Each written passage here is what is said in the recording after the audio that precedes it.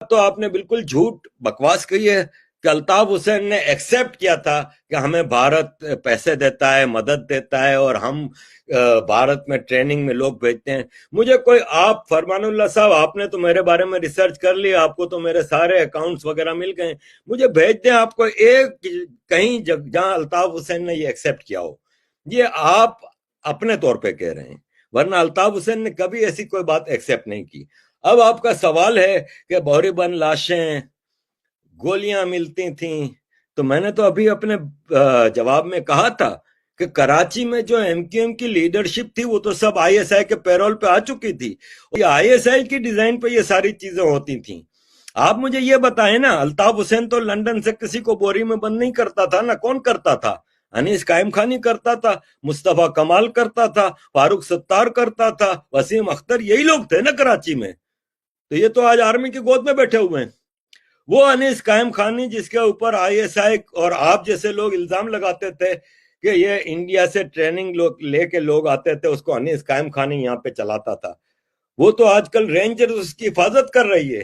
وہ 2 ٹکے کا آدمی جس کا باپ رکشہ چلاتا تھا، جس نے ساری زندگی نوکری نہیں کی، 9 کروڑ کے بنگلے میں رہ رہا ہے. مصطفیٰ کمال 2009 میں جب اس کا ناظم کراچی کے میئر کا اس کا وہ ٹینیور ختم ہوا تو یہ لندن آیا تھا الطاف بھائی کے پاؤں میں بیٹھ کے کہ میں تو کرائے کے گھر میں رہتا تھا، میرے پاس تو گھر بھی نہیں ہے. تو 50 لاکھ روپے ایم کیو ایم کے فنڈ سے الطاف بھائی نے دیے تھے کہ تم گھر خرید لو گلشن اقبال میں، کوئی اپارٹمنٹ چھوٹا سا. وہ آج 15 کروڑ کے بنگلے میں کیسے رہ رہا ہے؟ اس نے تو نوکری بھی نہیں کی کوئی، اس نے تو کوئی بزنس بھی نہیں کیا.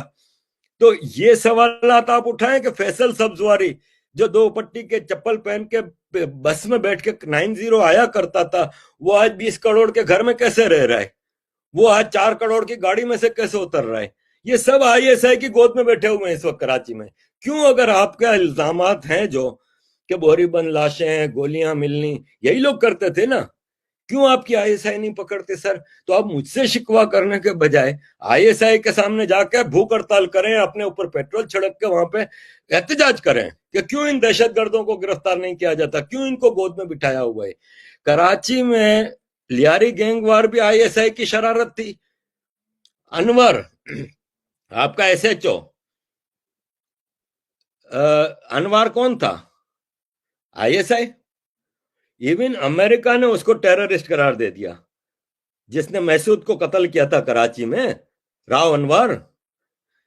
Lyari gang war, M Q M کے ٹیررسٹ راؤ انوار جیسے پولیس آفیسر، یہ سب آئی ایس آئی کی کریشنز ہیں. تو فرمان صاحب آپ ہے نا، ہم جیسوں کے اوپر اپنی بھڑاس نکالنے کے بجائے تھوڑا سچ آئی ایس آئی کے بارے میں بھی بول لیں، جو دنیا کی مانی ہوئی ٹیررسٹ ایجنسی ہے، مدر آف آل ٹیررزم ہے. تو کراچی کے حالات بگاڑنے میں جتنا کام، 91 سے تو رینجرز بیٹھی ہے کراچی میں، کیا کر رہی ہے؟ کراچی کا پانی ٹینکروں کے ذریعے رینجرز بیچ رہی ہے. کراچی کا 60% فزیکل ایریا زمین کنٹونمنٹ ہے. شادی ہال سارے رینجرز چلا رہی ہے، پیٹرول پمپ سارے رینجرز چلا رہی ہے کراچی کے. کراچی کی کنسٹرکشن کمپنیاں جتنی ہیں، بیریا ٹاؤن، ڈیفنس، ہاؤسنگ، عسکری، یہ عسکری 1، عسکری 2، عسکری 5، عسکری 7، ایئر فورس کی الگ کالونیز، یہ سب آپ کو نظر نہیں آ رہی کراچی میں. یہ آرمی وہاں پہ کنٹرول نہیں کر رہی کیا؟ 91 سے رینجرز کیا کر رہی ہے بھائی صاحب؟